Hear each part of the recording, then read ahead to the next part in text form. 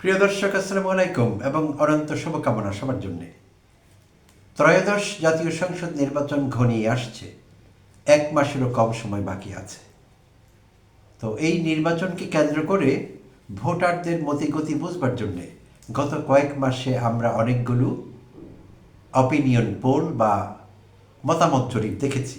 বিভিন্ন সংস্থা, কখনো এনজিও, কখনো কোনো স্বাধীনভাবে পরিচালিত সংস্থা এই মতামত জরিপগুলো চালিয়েছে। আর যেহেতু সংস্থাগুলো ভিন্ন ভিন্ন ছিল, তাই ফলাফলও আমরা ভিন্ন ভিন্ন দেখতে পেয়েছি। অর্থাৎ একটি মতামত জরিপের সঙ্গে আরেকটির মিল ছিল না, না থাকাটি স্বাভাবিক। আর সবগুলো যে সৎভাবে সৎ উদ্দেশ্য প্রণোদিত ছিল এরকম নাও হতে পারে। কারণ অতীতে আমরা অনেক সময় দেখেছি দেশে এবং বিদেশে অনেক অপিনিয়ন পোল ম্যানিপুলেটেড, সিস্টেমকে ম্যানিপুলেট করা হয়েছে। ডাটা স্যাম্পল নেবার সময় সেখানে ষড়যন্ত্র করা হয়েছে, ষড়যন্ত্রমূলকভাবে সিলেক্টিভ ওয়েতে ডাটা সংগ্রহ করা হয়েছে। আর সেগুলো ভালো ফলাফল দেয়নি। তো অনেক সময় সেগুলো সেই জন্য বলছিলাম যে ডমিনেটেড কিংবা ম্যানিপুলেটেড হতে পারে অনেক সময়। তো আমাদের দেশে গত কয়েক মাসে বেশ কয়েকটি মতামত জরিপ আমরা দেখতে পেলাম। সেখানে কখনো কখনো দেখেছি যে দেশের প্রধান যেই কয়টি রাজনৈতিক দল আছে, বিশেষভাবে যাদের মধ্যে কন্টেস্ট হবে সত্যিকার অর্থে, সেই দুটো দলের নাম আসে সবসময়, বিএনপি এবং জামাত ইসলামী। তো এই দুটো দলের মধ্যে ভোটের পার্থক্য ভোটারদের দেয়া রায় অনুযায়ী মতামত জরিপগুলোতে খুব বেশি না, অনেক সময় দেখেছি কখনো কখনো 2%, কখনো কখনো 4%, অর্থাৎ কাছাকাছি ছিল, খুব বেশি বড় ধরনের হেরফের হয়নি। বাট অতি সম্প্রতি আমরা eminence associates for social development, EASD পরিচালিত অতি সাম্প্রতিক জরিপটির কথা বলছি। সেখানে যে ফলাফল দেখলাম যে বিএনপিকে ভোট দেবেন ভোটারদের 70%, আর জামায়াত ইসলামীকে ভোট দেবেন 19%। এই দুটো প্রধান দল সম্পর্কে এমন মতামত আমরা জানতে পেরেছি। তো এই ফলাফল কিন্তু, বা এই মতামত জরিপের ফলাফল বিএনপির নেতাকর্মীরাই অনেকে বিশ্বাস করতে চাননি। যাদেরকে চিনি, যাদের সঙ্গে সবসময় কথা হয়, এই বিষয়ে প্রশ্ন করলে তারা মুখ টিপে হেসেছেন। অর্থাৎ তাদেরই বিব্রত লেগেছে এই ফলাফলে, কারণ আগের পরিচালিত কোনো মতামত জরিপের সঙ্গে এই ফলাফল মেলেনি। ফলে এইটি আসলে ধাঁধায় ফেলে দিয়েছে জনগণকে, এই বিশাল ইলেকটোরেট বা ভোটার গোষ্ঠীকে। তো এরই ধারাবাহিকতায় গতকাল 4টি সংস্থা, ইন্ডিপেন্ডেন্টলি অপারেটেড, এরা কোনো সরকারি সংস্থা না, 4টি সংস্থা যেগুলো হলো projection BD, international institute of law and diplomacy, Jagaran foundation এবং ন্যারেটিভ, এই 4টি সংস্থা যৌথভাবে একটি মতামত জরিপ চালিয়েছে, যার ফলাফল তারা গতকাল ঢাকার জাতীয় প্রেস ক্লাবে সাংবাদিক সম্মেলনে প্রকাশ করেছে। 4টি সংস্থার যৌথভাবে পরিচালিত মতামত জরিপ। আর তারা এই মতামত জরিপের জন্যে ডাটা কালেক্ট করেছেন এই সংস্থার, 4টি সংস্থার সমন্বিত লোকজন কর্তৃপক্ষ 1 মাস ধরে, 21 নভেম্বর থেকে 20 ডিসেম্বর পর্যন্ত 1 মাস ব্যাপী তারা ডাটা সংগ্রহ করেছেন, সেগুলো যাচাই বাছাই করেছেন, তারপর সেই পোল নেওয়া হয়েছে, অর্থাৎ ফলাফল প্রকাশ করা হয়েছে। তো আর এটি করতে গিয়ে তারা যে পদ্ধতি ব্যবহার করেছেন সেই পদ্ধতিকে বলা হয় স্ট্র্যাটিফাইড স্যাম্পলিং ডিজাইন, যার মানে হলো স্তর বিন্যাসকৃত স্যাম্পল নিয়ে কাজ করা বা ডাটা সংগ্রহ করার কৌশল। তো এইখানে বিভিন্ন স্তরে ভাগ করে, যেমন কোন ভৌগোলিক এলাকা থেকে লোকেরা এসছেন, ভৌগোলিক এলাকাকে বিবেচনায় রাখা হয়েছে, তাদের বয়স বিবেচনায় রাখা হয়েছে, তাদের লৈঙ্গিক পরিচয়, নারী পুরুষ, সেটি বিবেচনায় রাখা হয়েছে। এইসব বিষয় বিবেচনায় রেখে, অর্থাৎ প্রত্যেকটি ক্যাটাগরিকে আমরা এক একটি স্ট্রেটা বলতে পারি ইংরেজিতে, যাকে আমরা বাংলায় বলি স্তর। সো স্ট্রেটা বা স্তরে বিন্যস্ত বলে এর নাম স্ট্রেটিফাইড স্যাম্পলিং ডিজাইন বা স্তর বিন্যাসকৃত ডাটা সংগ্রহ করবার পদ্ধতি। তো এই পদ্ধতি অবলম্বন করা হয়েছে, এটি আন্তর্জাতিকভাবে স্বীকৃত একটি চমৎকার পদ্ধতি। অ্যাকিউরেট ফলাফল পাবার জন্য এটি সহায়ক। আর এই ডাটাগুলো নেওয়া হয়েছে বা স্যাম্পলগুলো কালেক্ট করা হয়েছে 64 জেলা থেকে, 295টি সংসদীয় এলাকা থেকে, আর যেখানে অংশগ্রহণ করেছিলেন 22,174 জন ভোটার। আচ্ছা, তো এই পদ্ধতিতে আর শিরোনাম ছিল, কালকের যে জরিপটি সেটির একটি শিরোনাম ছিল pre election pulse. in-depth analysis of the Bangladeshi electorate. নির্বাচন পূর্ব লোকের মতামত, লোকের মতিগতি, লোকের ফিলিংস, তারপর গভীর বিশ্লেষণ বাংলাদেশি ভোটারদের, এই ছিল শিরোনাম। আর চারটি সংস্থার কথা আগেই বলেছিলাম। তো তারা যে ফলাফল প্রকাশ করেছেন তাতে আমরা আবার নড়ে চড়ে বসলাম, কারণ সম্প্রতি একবার নড়ে চড়ে বসা শেষ হলো। 70% লোক ভোট দেবেন বিএনপিকে, 19% জামায়াতকে।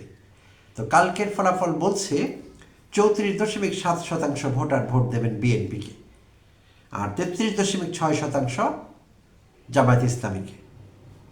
7.1% ভোটার ভোট দেবেন এনসিপিকে বা জাতীয় নাগরিক পার্টিকে, ইসলামী আন্দোলন বাংলাদেশকে 3.1%, 4.5% ভোটার ভোট দেবেন অন্যান্য পার্টিকে মিলিয়ে। আচ্ছা, আর 17% ভোটার এখনও তারা দোদুল্যমান, তারা এখনও ডিসিশন নিতে পারেননি কাকে ভোট দেবেন, তারা জানেন না। 17%। তো ইন্টারেস্টিংলি এই সংখ্যাটি আগে কিন্তু 47-48% ছিল দোদুল্যমান ভোটার, বা যাকে আমরা বলি সুইং ভোটার্স। তো এখন সেই সংখ্যা কমে 17%-এ দাঁড়িয়েছে, কারণ যখন আমরা 47-48 পেয়েছিলাম তখন সেটি 2-3 মাস আগের কথা। তো ইতিমধ্যে অনেকেই হয়তো ডিসিশন নিয়ে ফেলেছেন কাকে ভোট দেবেন, কোন পার্টিকে ভোট দেবেন, সেই জন্য সেটি কমে এসেছে।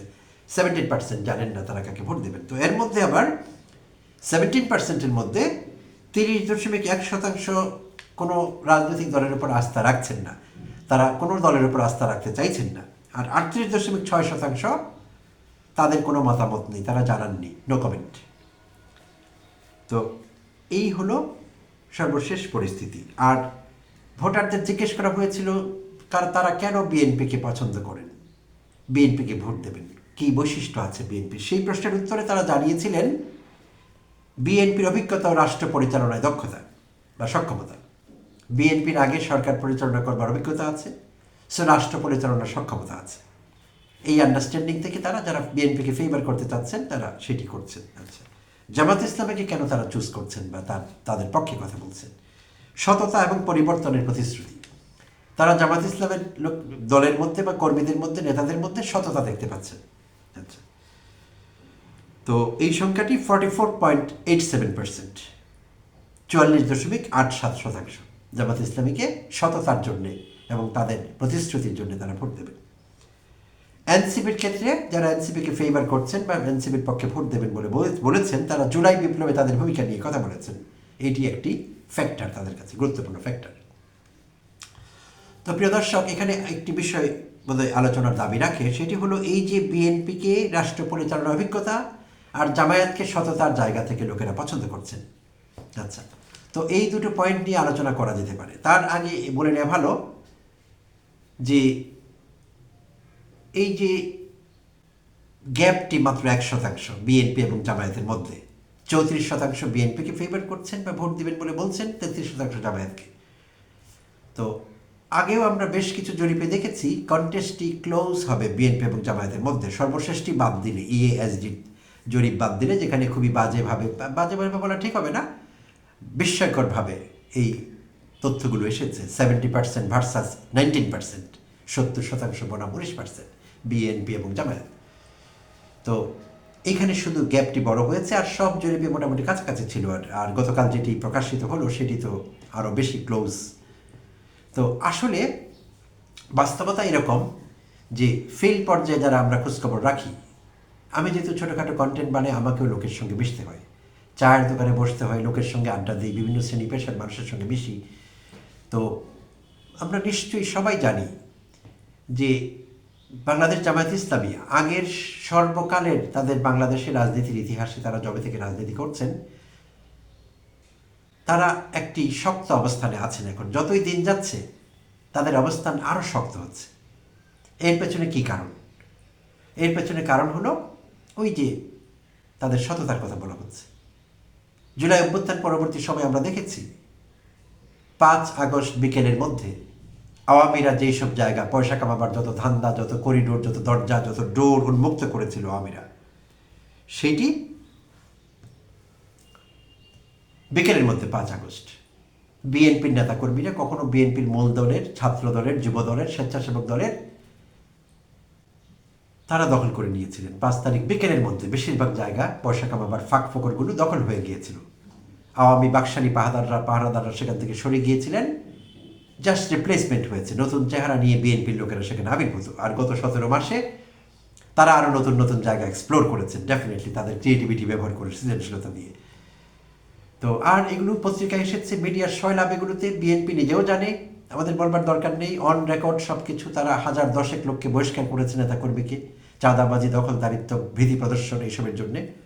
লাভ হয়নি যদিও কিছু, কারণ তারাও জানতো যে দল একসময় তাদেরকে আবার দলে নিয়ে নেবে। আমরা সেটি দেখলাম 2 মাসের ব্যবধানে। তারা ভেবেছিলেন যে দেশের মানুষ সব কিছু ভুলে গেছে, তারা আবার তাদেরকে দলে নিয়েছেন। অনেককেই, বড় বড় চাঁদাবাজদের তারা আবার ফিরে নিয়েছে। তো এইসব কারণে তাদের ওইটা ফল দেয়নি, আইওয়াশ হিসেবে অনেকে বিবেচনা করছেন। তো বিপরীতে জামায়াত ইসলাম সম্পর্কে এইসব অভিযোগ বলতে গেলে নেই। আমি বলবো না, 2-1টি দেখেছি পত্রপত্রিকায়। তো সেটি এতই নগণ্য বিএনপির তুলনায় যে সেটি উল্লেখ না করার মতোই আসলে। তো এইসব কারণে লোকের আস্থা বেড়েছে জামাত ইসলামের উপর। যতই কেউ বলুক না কেন যে তারা মুক্তিযুদ্ধ বিরোধী, স্বাধীনতা বিরোধী, এই সেই, জামায়াতের অনেক তরুণ কর্মী আছেন, নেতাকর্মী আছেন, তারা বয়সে তরুণ। তারা নিজেরা মুক্তিযুদ্ধ দেখেননি, তাদের বাবাও দেখেনি। তো তাদের কাছে ওইসব কিছু ম্যাটার করে না। এই 54 বছর আগের গল্প তারা নিতে চাচ্ছে না, এই গল্প পুরনো তাদের জন্য। যদিও মুক্তিযুদ্ধ একটি একেবারে অসাধারণ ঘটনা, সবচেয়ে গুরুত্বপূর্ণ ঘটনা আমাদের জাতীয় জীবনের, কিন্তু এই তরুণ প্রজন্মের কাছে, যারা এখন শিবির কর্মী, যারা জামাত ইসলামের তরুণ নেতা, কিংবা জামায়াত করেন না এমন বাংলাদেশের আরও লক্ষ কোটি লোক আছেন, কোটি কোটি লোক, তারা এইসব বোঝেন না, শুনতে চান না। পৃথিবীর কোনো দেশে কেউ এগুলো নিয়ে আলোচনা করে না। 55-60 বছর পর কে কখন কি করেছিল ওটা না, মানুষ বর্তমান নিয়ে থাকছেন, সবাই থাকতে পছন্দ করেন।